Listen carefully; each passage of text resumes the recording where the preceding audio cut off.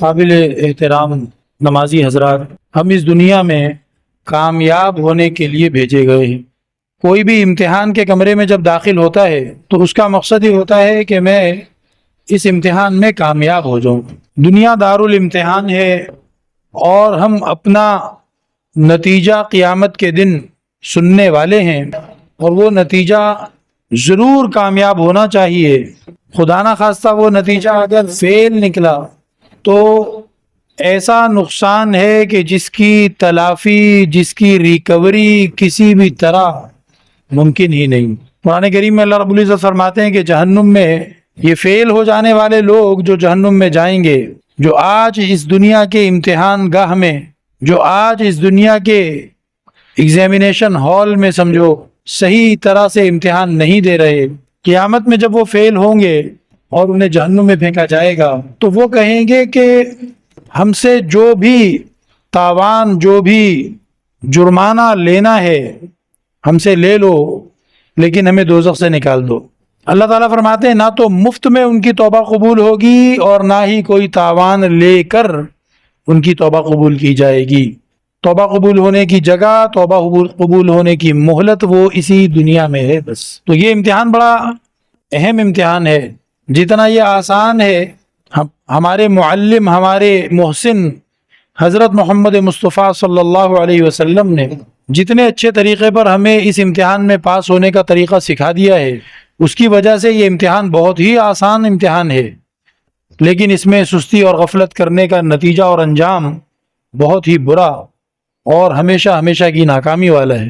تو اس امتحان میں کامیاب ہونا ہمارا اصل مقصد ہے کہ جب ہم دنیا میں وقت گزار کر اللہ کی بارگاہ میں پیش ہوں تو اللہ رب العزت ہمارا رزلٹ، جس کو نامہ اعمال کہتے ہیں، جس کو اعمال نامہ کہتے ہیں، وہ رزلٹ اللہ تعالی ہمیں شاباشی کے ساتھ ہمارے سیدھے ہاتھ میں عطا فرما دے، اور ہم خوشی کے مارے لوگوں کو آوازیں دے دے کر، ان کو متوجہ کر کر کے، اعلان کر کر کے، ان کو بلا بلا کر ہم کہیں ہاؤم اقرؤوا کتابیہ، آؤ بھئی میرا رزلٹ دیکھو،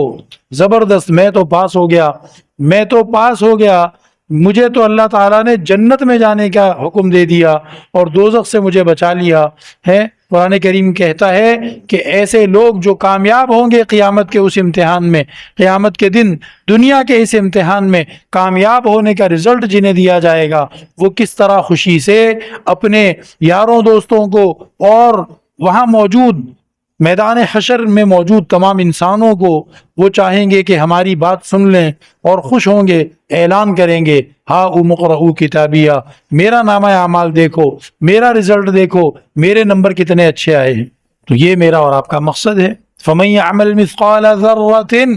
خيرا يره ومن يعمل مثقال ذرة شرا يره۔ چھوٹی سی نیکی بھی کرو گے قیامت میں اس کا بھی بدلہ ملے گا، چھوٹی سی برائی کرو گے قیامت میں اس پر بھی پکڑ ہو سکتی ہے۔ اللہ رب العزت بہترین اسسمنٹ کرنے والا، سب سے بہترین چیکنگ کرنے والا اور سب سے انصاف کے ساتھ امتحان کے نمبر دینے والا ہے۔ تو اس مقصد کو ہم کبھی بھی نہ بھولیں کہ یہ دنیا ہمارے لیے امتحان کی جگہ ہے۔